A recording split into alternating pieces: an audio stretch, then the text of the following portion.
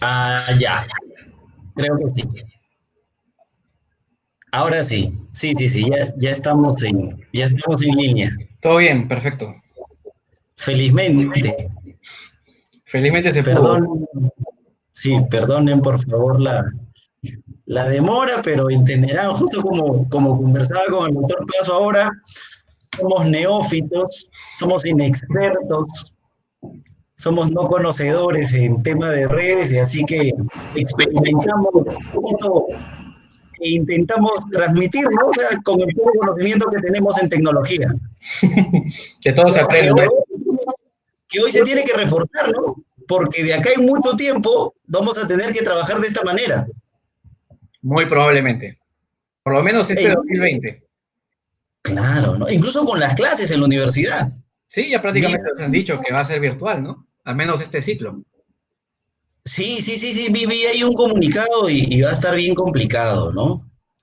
Va a estar difícil, pero bueno, la idea es que salgamos de este problema, ¿no? Ojalá, ojalá encontremos la solución, porque hasta ahora no hay solución en realidad.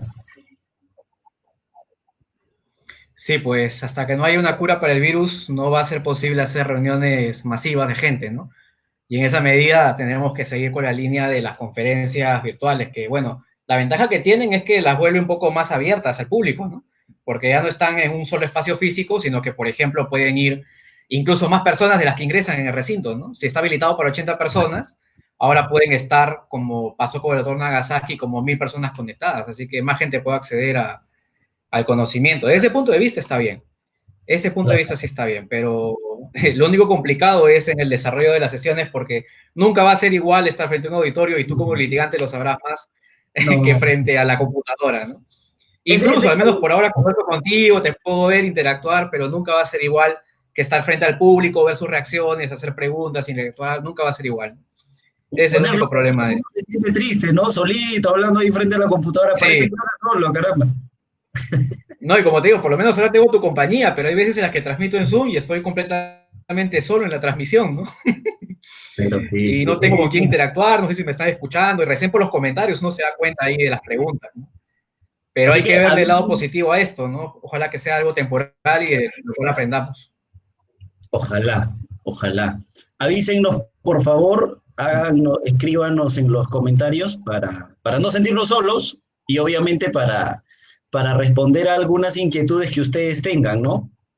Y quizá por ahí habría que arrancar, hermano, si tú me permites, porque la única solución médica ante la pandemia es el aislamiento. Ahorita es lo único que hay. Uh -huh. No hay más. E incluso a personas que dan positivo, lo único que hacen es devolverlos a su casa. No hay más.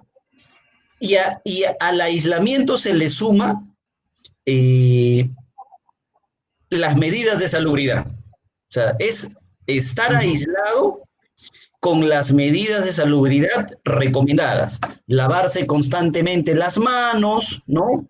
Evitar el Claro, contacto, o sea, mantener todo limpio, desinfectado, etcétera, etcétera. Mira, exacto. lo que pasa es que yo te quiero primero, quiero a todos los que nos están viendo, quiero agradecerte a ti primero por tu tiempo, porque pese a lo que la gente pueda pensar que en estos tiempos uno tiene mucho tiempo libre, que es raro en realidad, pareciera que el tiempo se acorta. Yo que lavo, plancho, cocino, me dejo pegar, es bien difícil.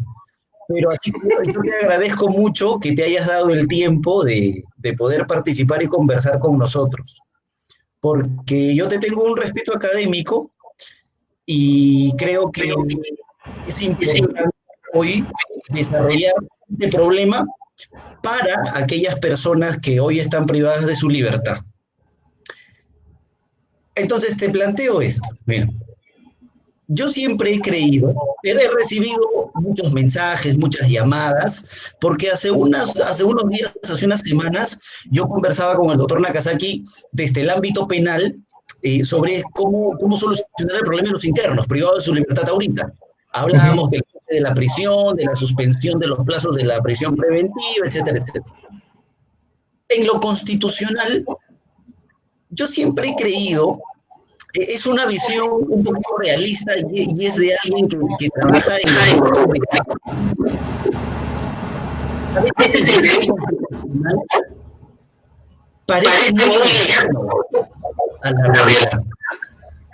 Escucho, no sé si se escucha bien, escucho un eco de tu laptop. ¿Está bien? Sí, te escucho, un poco entrecortado, pero entiendo el mensaje. Por ejemplo, te cuento algo que pasó hoy día. Ya. Yo me he tenido que preparar, obviamente, para conversar contigo y he revisado, por ejemplo, que la Comisión Interamericana, la Comisión Interamericana tiene ahora último, ha sacado una resolución, la resolución 1-2020, ¿cierto? Ah, exacto. Y obviamente, y la resolución 1-2020 dice que hay que reevaluar la situación de los presos preventivos. Ujú. Hoy día, hoy día se ha llevado a cabo una audiencia de cese de prisión preventiva y el doctor Nakazaki, por ejemplo, siendo abogado defensor, saca su resolución y dice, miren lo que dice la Comisión Interamericana, y la respuesta del fiscal a mí me ha sorprendido mucho.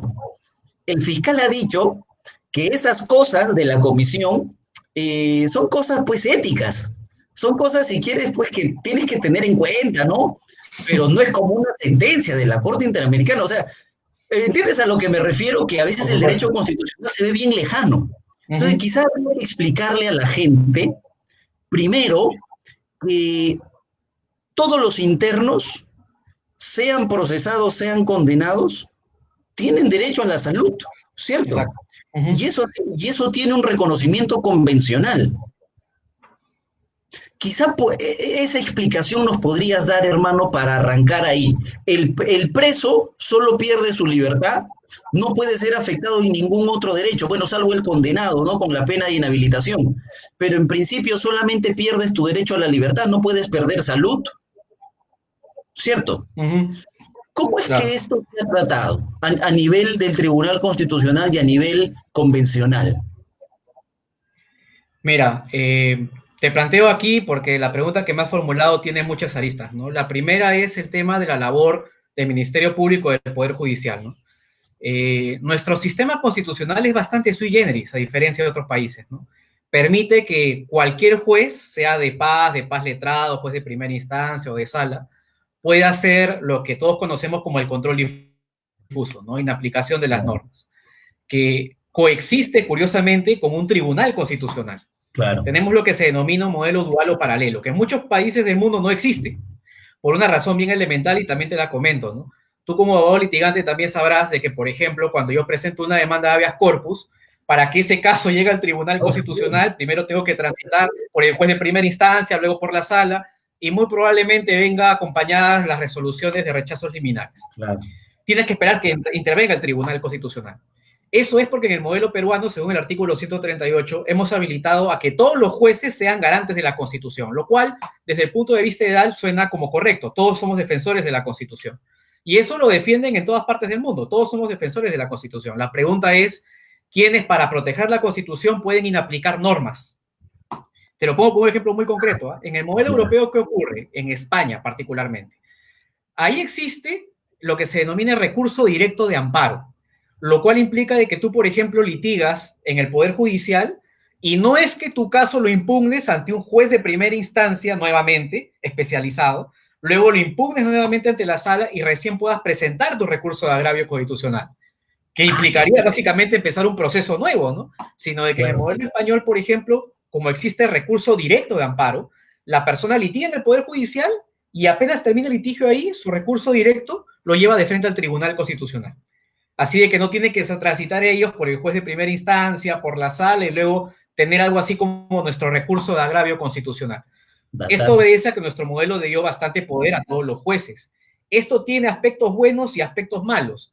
El aspecto negativo, como te comento, es de que cuando un caso llega al tribunal, y nos ha pasado muchísimo en el TC, en muchas oportunidades hay sustracción de la materia porque incluso ya se cumplió la condena. o claro, ya transcurrió el plazo de la prisión preventiva. Y en claro. esa medida el tribunal puede emitir un pronunciamiento por el artículo 1 para que a futuro no se adopten medidas similares por parte de las autoridades judiciales, pero para el imputado en el caso concreto no le da una satisfacción de reclamo que presenta. Ahí, por ejemplo, el exceso de la constitucionalización nos ha metido en este debate de que el tribunal interviene al final de los problemas. Ujú. Y algo que, por ejemplo, yo escuché toda tu entrevista con Takasaki bastante interesante, algo que también hay que tomar en cuenta y que puede hacer el Tribunal Constitucional ante una eventual inacción del legislador o del Ejecutivo, es lo que se llama el estado de cosas inconstitucional, ¿no?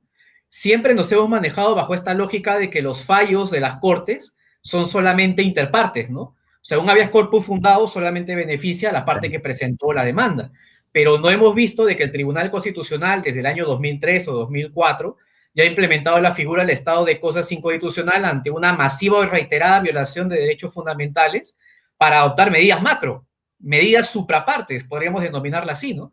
Y lo ha hecho, por ejemplo, en el caso de personas que, estando privadas de la libertad, tenían trastornos de personalidad o discapacidades mentales, ¿no? Y el tribunal no solamente se dedicó a remediar la situación del caso, sino a exhortar al Poder Ejecutivo y al Poder Legislativo a adoptar medidas también. ¿Por qué te comento esto? Porque a propósito de la pregunta constitucional que me haces, hay muchos dilemas acá, ¿no? Muchos comienzan a decir de que esta facultad del TC es una invasión al principio de separación de poderes, ¿no? Porque estás en la práctica legislando o adoptando medidas que son propias del Poder Ejecutivo. Pero en realidad, si uno toma en cuenta el rol que tiene el TC en la actualidad, el TC tendría posibilidades para actuar antes que el Ejecutivo y el Legislativo, que siempre toman un tiempo mientras adoptan alguna clase de medidas en particular, para adoptar soluciones temporales a lo que viene ocurriendo con la pandemia, ¿no? Te pongo un caso para que más o menos te imagines. En España, por ejemplo, se debatía bastante el tema de licencia de paternidad, no de maternidad, ¿no?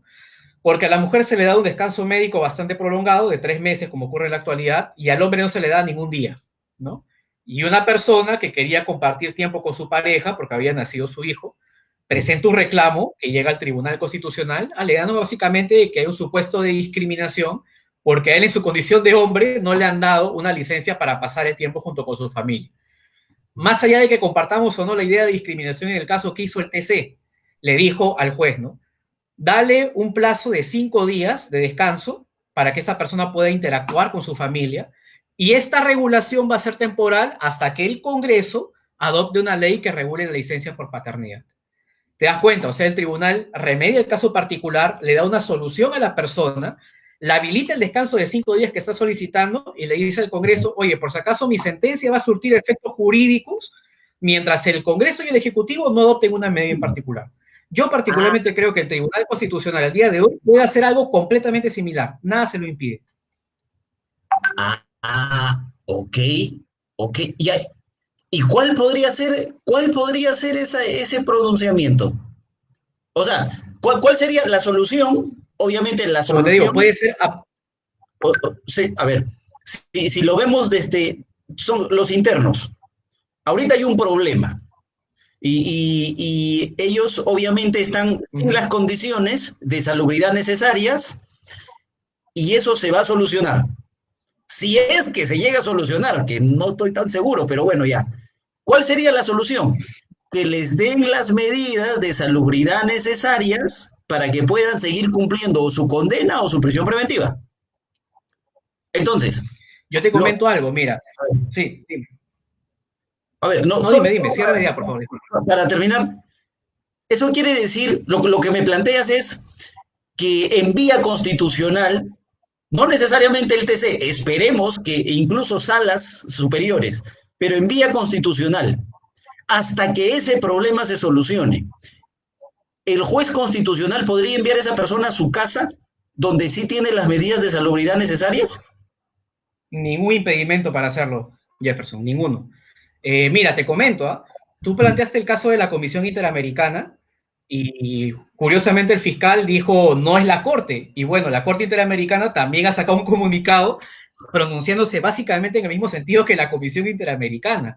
Y es más, si quieres hacer un poco más curioso el asunto, un subcomité a nivel de Naciones Unidas del Comité de Prevención de la Tortura ha establecido medidas que uno se pone a evidenciar el caso peruano y parecen irrealizables, ¿no? Por ejemplo, este Comité de Prevención de la Tortura de la ONU ha sostenido de que el espacio o el distanciamiento que nos ha recomendado el MINSA de 1 metro también se garantiza el interior de los penales. Es Ah, decir, no, imagínate, eso en el caso peruano parece completamente inviable, pero hay claro. medidas que son completamente entendibles en el contexto peruano y que con fiscalización y supervisión por parte del INPE se pueden implementar, ¿no? Por ejemplo, el caso de las situaciones de prisiones preventivas, ¿no? Ahí creo que hay consenso de la Comisión, de la Corte y de la ONU de que todas las resoluciones de prisión preventiva tendrían que ser analizadas por parte del Poder Judicial. Y Sí. ahora, este tema fue bastante interesante porque lo escuché en tu entrevista anterior. La pregunta es respecto de qué grupos, ¿no? Ah, Porque la Comisión, la Corte y la ONU no están diciendo de que automáticamente liberen a todas las personas sometidas a régimen de prisión preventiva. Yo creo que el Ejecutivo, el Legislativo y si se puede temporalmente el TC, lo primero que tiene que hacer es identificar a los colectivos vulnerables. Ellos automáticamente tienen que salir. O sea, adultos mayores y ya. personas que tengan, por ejemplo, tuberculosis, que tengan VIH, que sean personas con problemas respiratorios, automáticamente encajan en el contexto de vulnerabilidad que debería habilitarlos a alguna medida a adoptar por parte del INPE, tranquilamente. Y acá Ah, se abre un debate bien interesante que te sí. comento, está abierto en Chile, ¿no? También tenemos que liberar a las personas que han sido condenadas por crímenes de lesa humanidad. Lo En vi el hoy. caso español, en el caso español están reclamando porque quieren liberar a los opositores políticos de los movimientos de Cataluña, por ejemplo, ¿no? Que Sí, sí, según sí, la sí. ONU son personas nada peligrosas. Y en Irán han liberado a 70.000 personas de los penales, básicamente personas con condenas leves, por delitos leves, y han tratado de descongestionar el sistema, ¿no? Pero sobre eso la Comisión, la Corte y la ONU han dado directivas generales que los estados tendrán que ir diseñando en el caso particular. Yo creo que lo inmediato es, en este caso, personas contagiadas, personas adultas mayores y personas que tengan alguna enfermedad o diagnóstico que las haga vulnerables frente al COVID, ¿no? Primer grupo que tiene que identificarse. Y ahí Ahora, las medidas a adoptar por parte del juez, sí, dime, no, no, no, no, por favor, continúa, continúa. allá, sí, por ejemplo, ¿no? En el Perú ocurre algo bien particular y es algo completamente olvidado tanto por la Judicatura como el INPE, que tú lo sabrás muy bien, que es el tema del grillete electrónico, ¿no? Para el Sí, 2019 solamente hay entre 20 a 30 personas a nivel nacional que están siendo sometidas a régimen del grillete, ¿no? Y cuando uno ve el decreto legislativo que se encargaba de regular el uso del grillete electrónico, el propósito era, por parte del Ejecutivo, descongestionar las cárceles. Y cuando ves que solamente 20 o 30 personas han sido sometidas a esta excepción, uno se pone a pensar si es que el propósito que ha tenido el decreto legislativo en la práctica está ocurriendo o no. Y es algo bastante curioso porque incluso, según el decreto legislativo, los gastos propios de los grilletes los asume el interno, ¿no? Ahí se claro. generan situaciones bastante particulares e incluso si son personas que han cometido delitos leves o cuya pena esté por expirar, ¿por qué no adelantar la libertad de la persona? Me parece absurdo, ¿no? Hay personas, tú lo debes saber bastante bien, que han cumplido su condena, siguen en cárcel, como hay personas que están con una sanción penal que está a los meses de expirar. Sí. Y recolectando toda esa población carcelaria, tranquilamente puedes adoptar bastantes medidas que traten de descongestionar el tema, ¿no? Yo no creo que sea una salida general, no comparto eso. Creo que el juez penal va a tener que tener bastante discreción ahí, porque puede darse el caso de una persona procesada por un delito violento, por ejemplo, contra la vida, el cuerpo y la salud, y su domicilio sea cercano al de la víctima, ¿no? O sea, el mismo que el de la víctima, y lo vas a devolver ese domicilio o la persona va a tener que fijar un domicilio donde pueda estar desempeñándose sin ninguna clase de inconveniente, y eso el juez lo tiene que evaluar en cada caso particular. El tribunal me parece que sí puede ir empezando con algunos grupos, pero respecto del resto, análisis del caso. Yo creo que las personas adultas mayores y las personas con alguna clase de disfunción que las haga vulnerables frente al coronavirus deberían poder salir con habeas corpus o cualquier solicitud o incluso de oficio por parte del juez. Pero en el caso particular del resto de la población carcelaria hay que tener bastante cuidado. Ah, ya, ya, ya. A ver, claro. Yo decía el otro día, es irreal que dejen salir vía habeas corpus a todos por la sola pandemia. Va a ser bien complicado. Hay que ponerle Sí, un límite.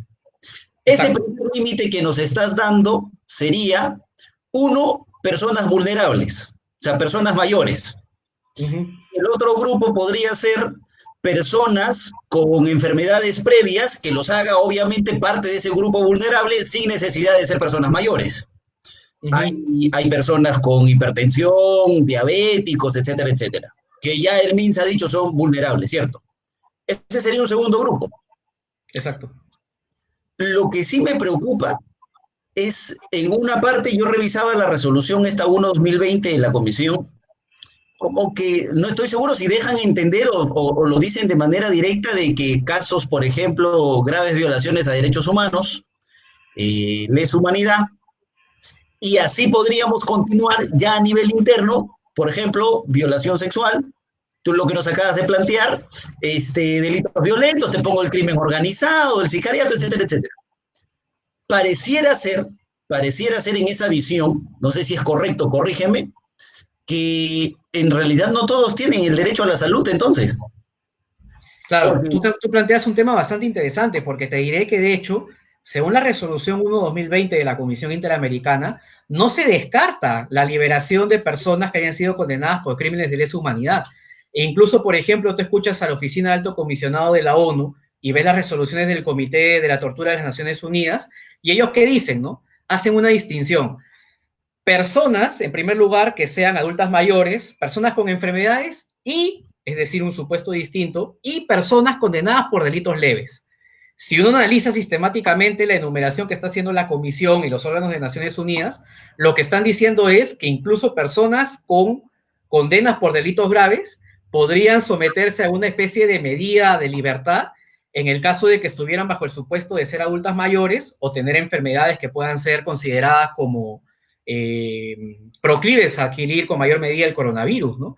Ahora, evidentemente acá, vía habeas corpus, el tribunal puede decir que en el caso particular una persona se ha sometido a un trato distinto, puede resolver el caso particular, pero eso no le impide, como había comentado, adoptar una resolución de estado de cosas inconstitucional donde adopte medidas temporales para el resto de la población carcelaria, le dé directivas temporales al INPE, entre tanto el Ejecutivo y el Congreso pueden acordar alguna clase de solución adicional. Como te digo, ¿no? Soluciones obligatorias me parecen adultos mayores y el tema de las personas en estado de vulnerabilidad por enfermedades. Sobre el resto, me parece que el Ejecutivo y el Legislativo tienen un gran margen de discrecionalidad para establecer qué grupos pueden ser liberados, ¿no? Yo, por ejemplo, dentro de las preguntas veía el caso concreto de las personas que han sido condenadas por alimentos. Bueno, yo en particular tengo una crítica bastante fuerte respecto a esta clase de condenas penales. E incluso te diría, aunque pueda sonar bastante impopular, que ni siquiera tienen por qué pagar la suma de dinero para obtener la libertad, ¿no? Porque son delitos leves, ¿no? Sí. Y bajo esta lógica yo tendría que exigirle pago de la reparación civil a todas las personas condenadas por otros delitos para que puedan acogerse a un beneficio similar.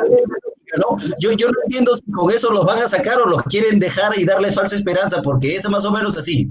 El hombre no ha tenido para pagar y es por eso que finalmente se le hace una liquidación, lo meten preso y le dicen, si pagas sales. Se queda 1 año, 2 años, y ahora le dicen, todo eso que no has pagado, si me lo pagas ahorita, con todo lo que ha generado y además le sumas la reparación civil, ahora sí te dejo. Claro, entonces, si en su momento no tenía estando fuera, imagínate preso 2 años, pero 1 año, no va. Esa claro. No podría ser una solución. Pero te planteo un tema. Una crítica que yo he escuchado y que me parece, bueno, razonable, incluso se le escuché al fiscal hoy día. Si lo que va a hacer que ese grupo de personas, mira que solamente nos concentramos en ese grupo de personas vulnerables, ¿ah? Personas mayores o con enfermedades previas. Si ese grupo de personas obtiene su libertad por la pandemia, cuando esto sea controlado, ¿qué? ¿Tendrían que regresar? Tema bien interesante, ¿no? Mira, te planteo algo que ocurrió en el Tribunal Constitucional a propósito de una situación similar. Tú antes habías planteado el tema de si las personas, incluso condenadas por graves crímenes, siguen ostentando o gozando o no el derecho a la salud, ¿no? En una oportunidad al tribunal le llegó un caso bastante interesante y son de estas situaciones que seguro tú conoces muy bien, de las leyes que prohíben los beneficios penitenciarios e el indulto, ¿no? Ya, sí. Y lo que había ocurrido era que se había presentado una demanda de inconstitucionalidad contra esta ley porque se decía pues que impedía la resocialización de la persona condenada. Y aparte le impedía el acceso a instituciones que al parecer están reconocidas en la Constitución. El tribunal maneja una jurisprudencia según la cual la demanda es infundada porque considera que está dentro del margen de configuración del legislador definir si es que se otorgan beneficios penitenciarios o se suprimen instituciones como el indulto, ¿no? Pero lo curioso ahí, y que me hubiera llamado la atención bastante que el tribunal hubiera desarrollado, era si también el tribunal estaba metiendo dentro del grupo de indulto al indulto humanitario.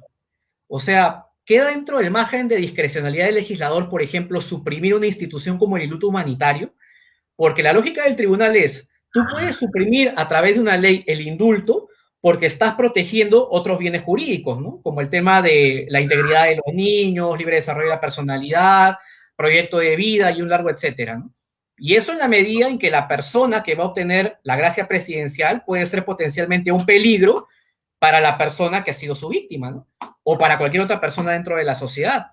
Pero si es una persona con un indulto humanitario, que básicamente está por transcurrir los últimos días de su vida en su hogar o en otro lugar, la pregunta es si el legislador puede suprimir el indulto humanitario y que eso sea considerado como constitucional. Desgraciadamente, en esta resolución, expediente 12-2010, el tribunal no se metió a ensayar una respuesta respecto a este supuesto y dijo que la anulación del indulto en general está dentro del margen de discrecionalidad que tiene el Congreso, considerando evidentemente la gravedad del delito, que en este caso era violación sexual de menores de edad. Ahí el tribunal lo convalidó. Pero en el caso, seguramente, de que se impugne la supresión del indulto humanitario, estás en lo que Manuel Atienza denominaría casos trágicos, ¿no? Donde los bienes jurídicos que se encuentran en ambos extremos tienen bastante repercusión e importancia dentro de cualquier sociedad democrática, ¿no? La vida por un lado y por el otro el resguardo de la integridad de los menores de edad. Ambos bienes jurídicos reconocidos en el ordenamiento y que merecen plena tutela, ¿no? Pero si me preguntas mi opinión respecto a ese tema, para mí el indulto humanitario no está dentro de las cuestiones o instituciones que el legislador puede suprimir.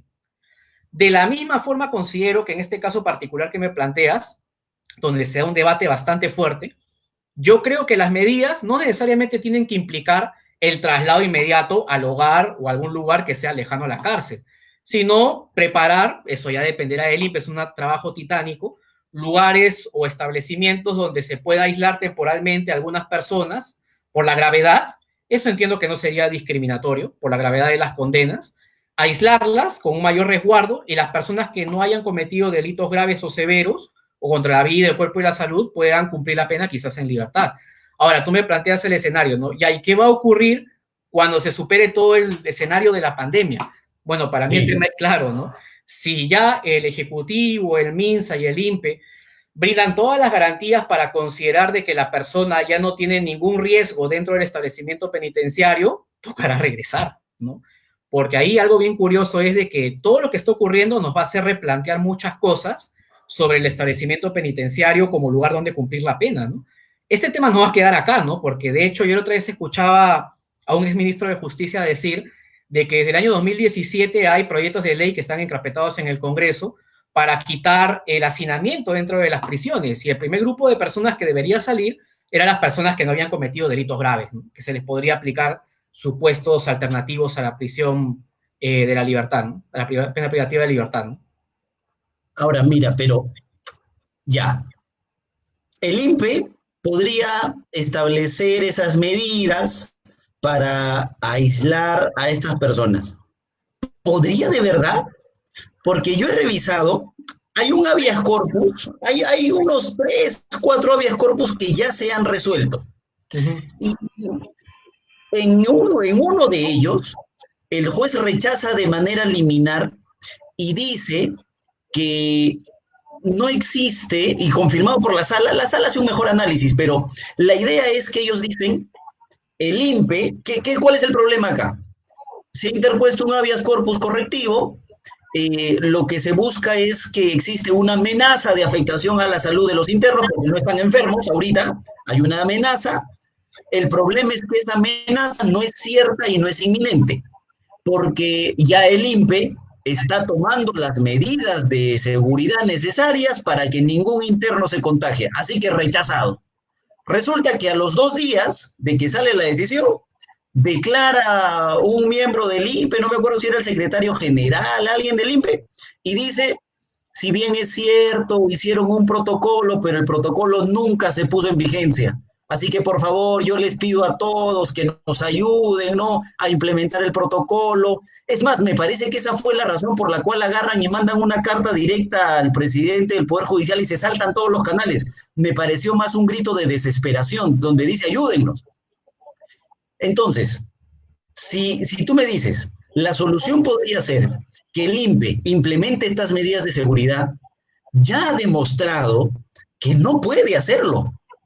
Es irreal pensar que el INPE les va a dar a todos los internos las medidas de seguridad, de salubridad necesarias que exige esta pandemia. O sea, eso Exacto. es imposible. Y como es imposible, no se podría optar por la solución de aquellos contagiados y aquellos vulnerables a contagiarse, quédense en el penal nomás, no los voy a llevar a su casa porque yo les voy a dar la medida de seguridad necesaria, las medidas de salubridad necesarias. Y eso no va a pasar. Y es por eso que nosotros creemos que en realidad están rechazando liminarmente los habeas corpus para no pedirle un informe al INPE. Porque si tú le pides un informe al INPE de la situación actual, te van a decir estamos pero jodidos. Entonces, como estamos jodidos, corresponde la libertad. Ahora, ahora,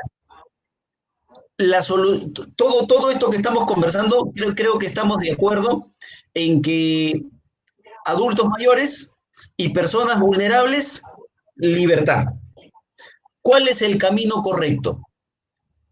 Tendría que ser el habeas corpus correctivo, ¿cierto? Esa es la solución en vía constitucional. En vía penal, nosotros tenemos las soluciones del cese de prisión preventiva.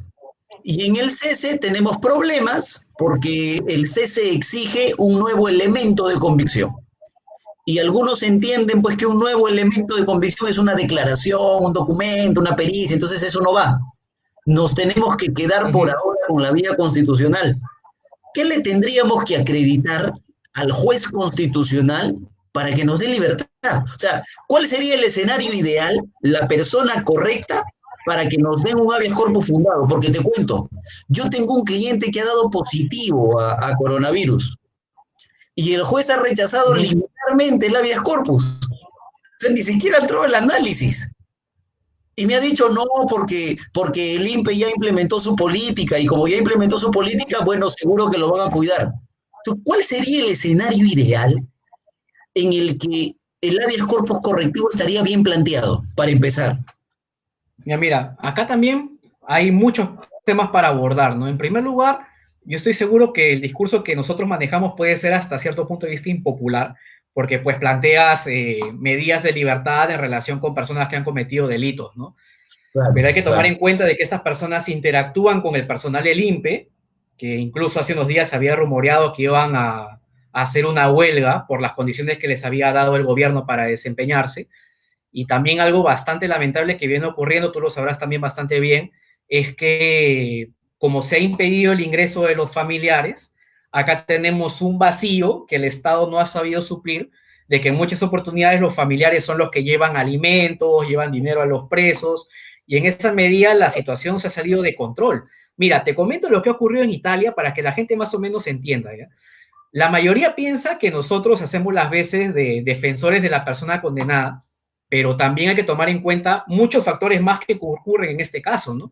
En Italia, ante una situación similar, ¿sabes lo que han hecho los presos? Como no recibían respuesta por parte del gobierno, comenzaron a quemar los colchones y comenzaron a inhabilitar los lugares en los cuales eran sometidos a cumplir la pena. ¿Con qué propósito? De que el Estado los saque de ahí. Como no había un diálogo entre la población penitenciaria y el Estado, ellos comenzaron a adoptar una especie de sabotaje interno con el propósito, pues, de reclamar de que sean liberadas en ese instante, ¿no? Yo creo que el Estado peruano no puede llegar a ese escenario. En Italia y en Colombia, algo mucho más cercano, han muerto muchas personas en motines dentro de prisiones. En Colombia hace unos días han muerto 30 personas en un motín, y que demuestra que si este asunto no es correctamente, se puede desbordar, ¿no? Y ahí, ¿qué tienes que hacer? Si eres poder ejecutivo, INPE, poder legislativo. Primero tienes que identificar poblaciones carcelarias que puedan descongestionar, porque tú también sabrás bastante bien y mejor que yo que la situación en cada una de las cárceles no es similar. No Claro. es de Castro Castro que de otros penales. Hay algunos penales en los cuales, por ejemplo, la sobrepoblación carcelaria llegó al 400, 500%, y hay prisiones en las que todavía puede existir un poco de espacio para los presos. Cuando uno ve las estadísticas del INEI, se da cuenta de que hay una sobrepoblación carcelaria del 135 al 140%, ¿no? Tenemos como a 100.000 personas en prisiones y la capacidad dentro de los establecimientos penitenciarios es de 40.000. Primero, tienes que identificar qué grupos pueden ser liberados sin generar mayores costos a la sociedad. Y ahí por eso te comentaba el caso que ha planteado el Ejecutivo de manera correcta de las personas que han sido condenadas por alimentos y según, por ejemplo, el ministro de Justicia, se han identificado 2.700 casos, ¿no?, potenciales de liberación, que uno lo ve en el contexto de la población global y parece una nada. En otros países, ¿qué han hecho? Han establecido rangos de penas en las que las personas deberían poder solicitar y adquirir de manera más o menos sencilla su libertad. En Argentina, por ejemplo, han puesto el rango de 8 años. De 8 años para abajo son personas que pueden presentar una solicitud y pueden obtener la libertad de darse un contexto de crímenes no violentos. El Estado tiene que identificar, en función de la gravedad del delito, en función del contexto particular, qué grupos carcelarios deberían poder solicitar la libertad. Por eso yo te comentaba, ¿no? Importante primero es identificar colectivos, porque si decimos de manera genérica que todas las personas inmediatamente obtienen su libertad, ya te imaginarás el gran problema que existe a nivel de la sociedad. Y que obviamente hacerlo regresar a todos luego sería inviable desde cualquier presupuesto, ¿no? Por eso lo importante acá, que han hecho otros países, es identificar colectivos, que estos colectivos puedan presentar sus solicitudes y de ahí dejar una puerta abierta, ¿no? A ver si, por ejemplo, una persona que ha cometido un delito sancionado con 10 o 12 años está, imaginemos, al borde de la muerte porque se le detectó coronavirus y tiene 70 años de edad. ¿Qué peligro te va a generar esa persona seguramente vigilada por parte del Estado en algún lugar separado del establecimiento penitenciario? Porque no solamente es peligro para esta persona, es peligro para el resto de la población carcelaria, es peligro para el personal del INPE, es peligro para la gente, los familiares particularmente, que se acercan a tratar de encontrar una solución. Y en Italia, por ejemplo, para volver al ejemplo que te puse, tú veías a la gente reclamando en las azoteas, quemando los colchones, y afuera del establecimiento penitenciario a los familiares arengando a que continúen con las quemaduras de las instalaciones. Porque claro, no habían obtenido ninguna respuesta, ninguna solución. Ser parte de la Unión Europea en estos contextos no siempre ayuda porque tienes que concertar políticas un poco supranacionales y al final Italia se vio desbordada. Yo creo que el Perú todavía está en momentos en los que pueda afrontar esta situación de manera correcta, ¿no? La presidenta del Tribunal Constitucional declaró de que una salida que también podría ser inmediata podría ser el indulto humanitario, ¿no?, que es un trámite mucho más sencillo, que lo puede hacer el Poder Ejecutivo y que estoy seguro que en algunos casos particulares algunas personas no van a tener nada que impugnar, ¿no? Son personas que ya tienen enfermedades graves, que no representan algún peligro y bajo cierto nivel de custodia deberían poder cumplir el resto de la pena en libertad, ¿no? Obviamente el indulto humanitario se implica de que la persona liberada ya no va a regresar, pero obviamente se entiende que por el contexto particular se justifica la decisión del presidente. O sea, hay conductos que pueden ir por separado. Puede ir el tema del habeas corpus correctivo, puede ir el tema del indulto humanitario, puede ir el tema de la discusión en el Ejecutivo y el Ejecutivo respecto de qué hacer con las poblaciones penitenciarias, qué colectivos identificar primero. Y yo creo que felizmente acá el derecho comparado nos ha dado bastantes posibles soluciones de qué hacer. Bueno. En Chile, por ejemplo, el gran debate se hizo por los condenados a crímenes de lesa humanidad, ¿no? Si eran personas que independientemente de ser adultas mayores o personas condenadas por muy graves delitos, deban obtener alguna medida alterna a la privación de la libertad, ¿no? El gobierno está retrocediendo un poco en eso, pero que genera un dilema bastante fuerte, un dilema ético bastante profundo, sobre si es que es posible de una u otra manera no ejercer de manera completa el ius puniendi en aras de proteger a la vida de una persona, ¿no?, que seguramente no está en condiciones siquiera de manifestarse como una oposición o un peligro para la sociedad. Claro, pero no sé, es que hasta ahorita, o sea, está bien, pero hasta ahorita ni uno. Salvo lo de los delitos de omisión a la asistencia familiar, por ejemplo, pero como te no hay nada más. Pero como te cuento, es una formalidad. Entonces, el único que... Tu caso está a nivel de la sala y vas a impugnar al TC. No, todavía estamos a esperas de decisión de la sala. pero es que Se colgó la imagen, Jefferson, disculpa, ¿qué habías dicho? no, todavía estamos a nivel de sala. Yo tengo la esperanza de que en sala podamos encontrar una decisión sustentada, constitucional. Ahora, si la sala me dijese, mire esta solución, como no lo puedes sacar y cuando termine la pandemia devolverlo, la sala podría decirme, ok, fundada, y la medida de corrección sería que a tu cliente que es positivo lo aísle y finalmente estás Podría ser ganando. una... Sí, claro. Tema bastante interesante que planteas, ¿no? Porque uno ve las directivas que ha sacado la OMS y las propias directivas que ha dado el Ministerio de Salud y dice, oye, el aislamiento implica una separación que esencialmente es de 1 metro, ¿no? Incluso hay organizaciones que han recomendado 4 metros, ¿no? Así que probablemente si te dicen, hemos encontrado un lugar donde una persona está siendo atendida de manera especializada, se encuentra en un cuarto separado, no tiene contacto con personas, no supone un peligro, para mí particularmente esa demanda declarada fundada en esos términos, si se ha identificado correctamente un lugar y que está acreditado que puede dar las condiciones para que las personas no estén en peligro, si eso ocurre, esa sentencia sería correcta desde ese punto de vista. Pero si eso Pero, no, y el INPE no te da las posibilidades de identificar un lugar donde esta persona pueda cumplir con la pena, tienen que identificarse escenarios que sean quizás el hogar, quizás algún establecimiento identificado por parte del INPE, pero a mí particularmente decir que la cumplas en un lugar con mejores supervisiones por parte del personal médico no me parece algo que sea completamente inconstitucional, te diré. pero el INPE ya demostró que no tiene esa capacidad. ¿Y por qué tendría, qué habría cambiado de la noche a la mañana cuando nos dijeron, no se preocupen, tenemos nuestros protocolos, ¿no? Nosotros mismos somos, nadie se va a contagiar porque ya cortamos las visitas. Un muerto, 4 contagiados. Entonces, si tú Mira, llegas y me perfecto, dices, ¿ah? si tú ahora llegas y me dices, no, no, yo sé que me equivoqué, bueno, mi protocolo anterior no funcionó, pero ahora sí va a funcionar. Entonces, ahora sí déjame que lo aíslo. Entonces, Uh ¿qué -huh. garantía tiene ese ciudadano de que efectivamente esas condiciones se les van a dar, ¿no? Mira, te voy a poner un caso que llegó al tribunal y que manifiesta cómo manejando estadísticas o datos puedes construir un buen caso, A ¿ya? ver, En una oportunidad tú conocerás bastante bien el régimen de los trabajadores CAS, ¿no? Que son contratos temporales dentro del Estado. Ocurre algo bien interesante porque en el caso de las personas con discapacidad, la ley establece que tienes que tener dentro del Estado un porcentaje mínimo dentro de cada institución de personas que cuenten con discapacidad certificada por CONADIS, que es una cantidad del 5%. Algo bien curioso es que en algunas instituciones del Estado no adviertes ni siquiera el cumplimiento del 5%. Una persona que era trabajadora CAS, ni siquiera era nombrada, que era una persona con discapacidad acreditada por CONADIS, ¿qué ocurre? Se le manda un oficio, se le notifica de que no va a ser renovado su contrato CAS y en consecuencia pues termina el vínculo laboral. La persona presenta una demanda de amparo alegando discriminación por discapacidad, porque dice en primer lugar de que es una persona con discapacidad acreditada por CONADIS, dos, no se convocó a una persona con discapacidad para reemplazarla, y tres, de la revisión de la cantidad de personas que laboraban en el Ministerio de Trabajo, no se había podido acreditar que ni siquiera se llegara al límite mínimo que establecía la ley para contratar personas con discapacidad.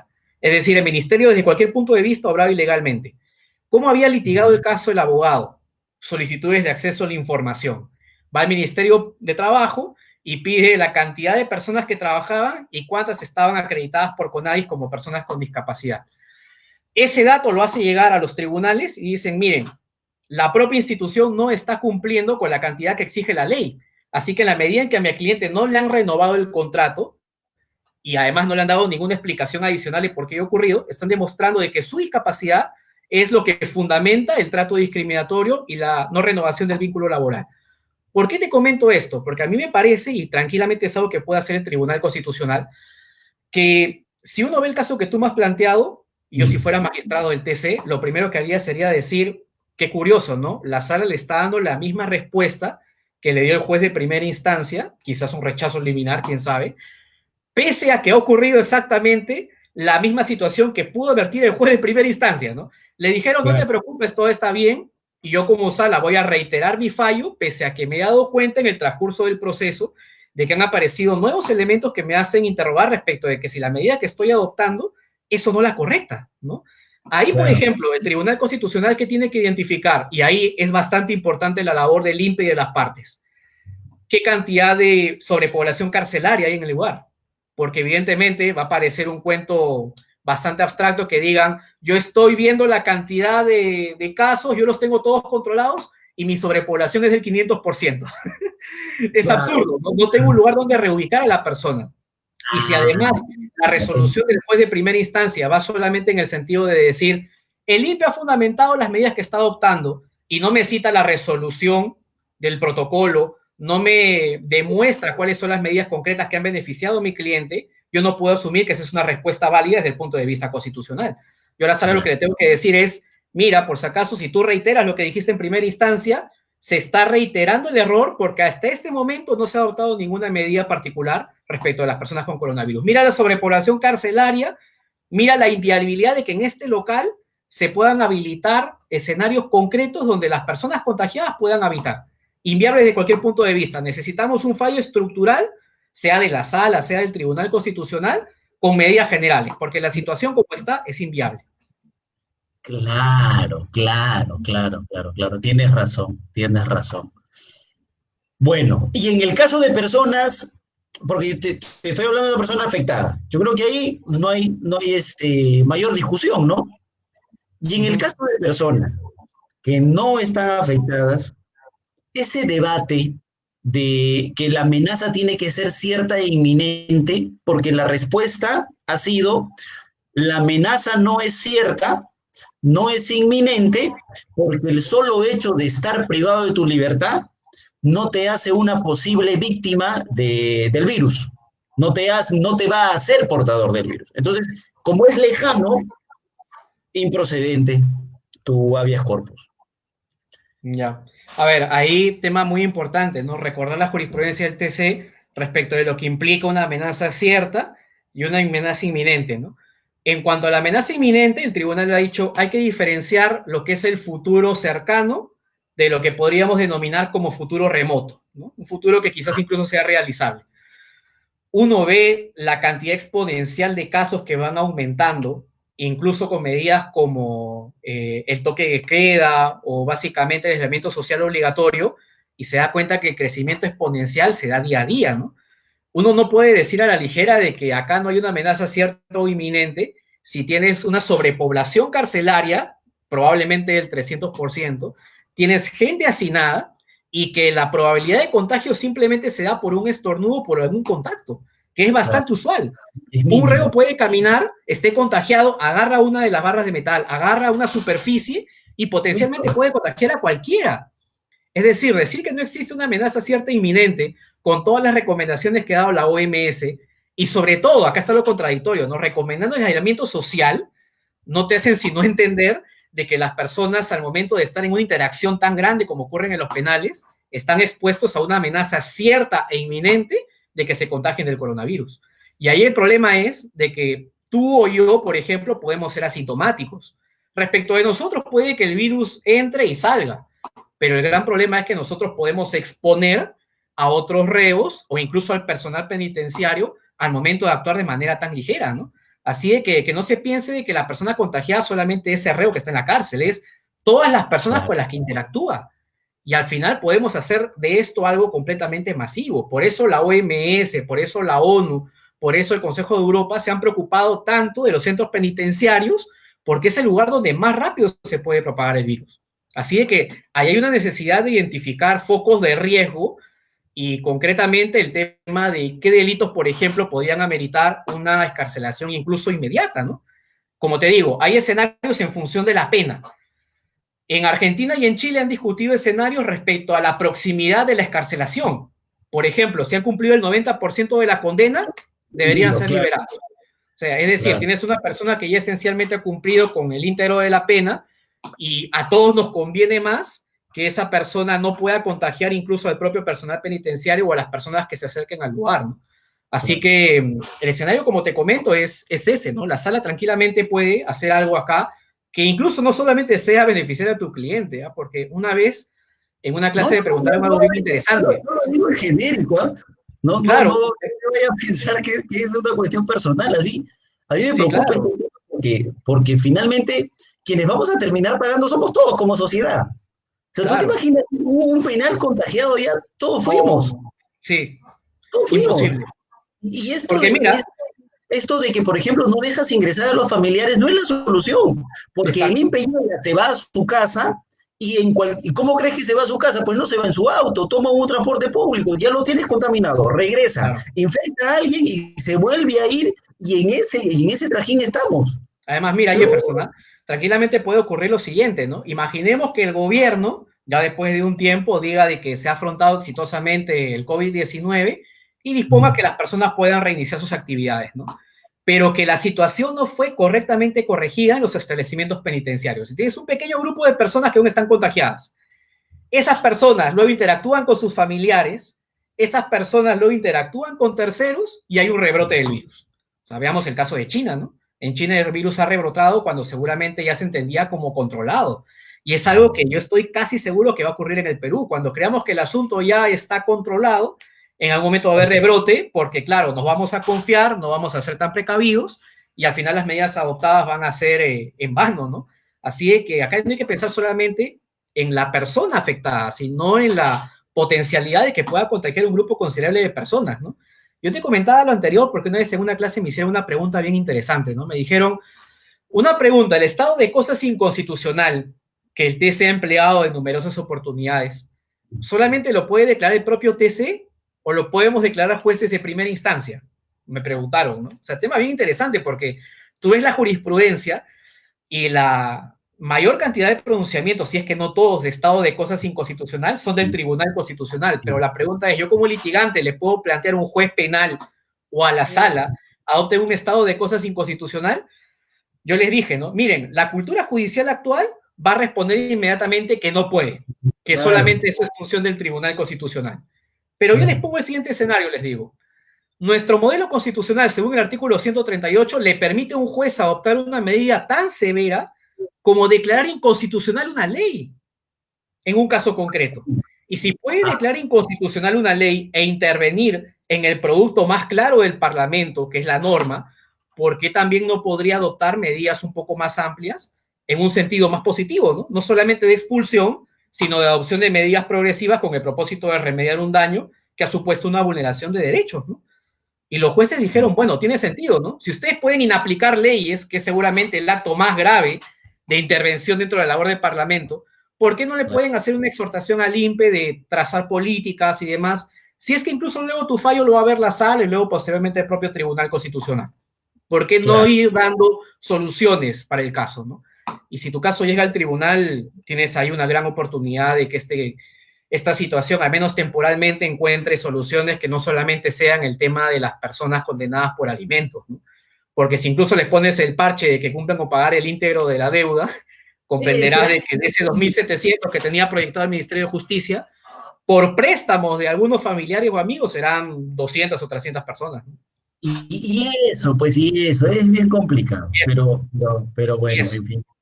Eh, te agradezco mucho, Pasito, el tiempo. Como decía, es bien complicado. Aprovechemos las redes ahora para plantear algo que sea productivo, ¿no? O sea, mientras más ideas se sumen al debate, mucho mejor. Siempre que el Completamente de acuerdo. análisis sea respetuoso de la ley constitucional, como decía con el doctor Nagasaki, bienvenido sea. Así que te agradezco muchísimo el tiempo a todos los que nos están viendo, a más o menos 700 personas.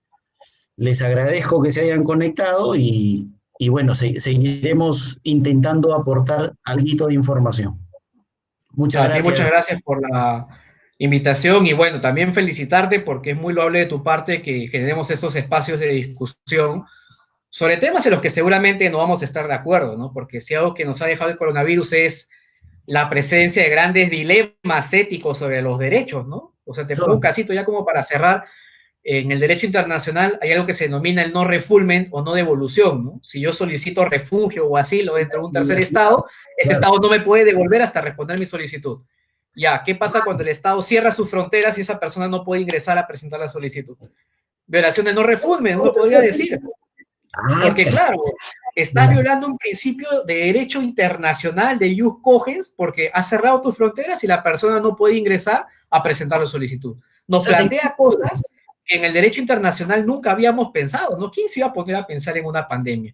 O en Italia están eligiendo básicamente en una región que es Piamonte qué personas sobreviven con los respiradores. Y están adoptando políticas donde, por ejemplo, las personas mayores de 80 años no acceden a respiradores. Eso, desde el punto de vista constitucional, nos genera preguntas que antes seguramente uno hubiera dicho son problemas de los libros, ¿no? Pero que uno los ve en la actualidad y se da cuenta que están más vigentes que nunca. encontré un caso ahora que revisaba esto de los adultos mayores, corrígeme, no recuerdo el nombre, donde había un tema de discriminación por la edad, porque se analizaba la situación de personas mayores de 80 años, me parece, o 60 años, y como bueno, ya no tienen expectativa de vida, pues ya no se les da el mecanismo, ¿no? El respirador, me parece, ¿cierto? Ese es el caso que me estás comentando, ¿no? Oscar, se, se, se colgó la imagen. Bueno, felizmente hemos logrado terminar. Les agradezco a todos su participación. Muchas gracias por conectarse. Yo voy a intentar hacerle llegar todas sus preguntas al doctor Paso, que no podemos responder ahora, son demasiadas, pero les prometo intentar. Un fuerte abrazo.